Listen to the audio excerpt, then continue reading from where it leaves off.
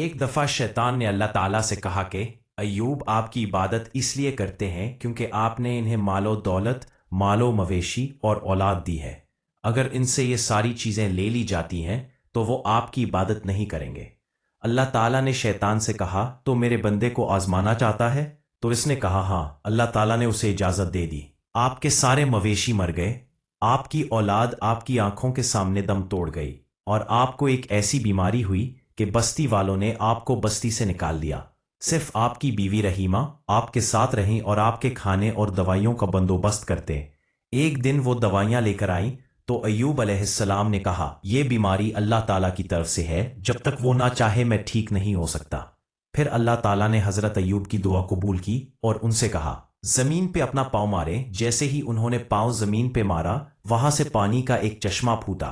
آپ نے اس میں غسل کیا اور آپ کی بیماری ٹھیک ہو گئی۔ جب آپ کی بیوی واپس آئیں تو پہلے گھبرا گئیں، اور پھر انہوں نے بھی پانی میں غسل کیا تو ان کی جوانی بھی واپس آ گئی، اور اللہ تعالیٰ نے انہیں ان کے مال مویشی بھی واپس کر دیے۔ ہمیشہ اللہ تعالیٰ پہ توکل کریں، کیونکہ جو تکلیف آپ کو دنیا میں جتنی زیادہ لگتی ہے، آخرت میں اس کا اجر اتنا ہی زیادہ ملتا ہے، اور بے شک آخرت کا اجر بہترین ہے۔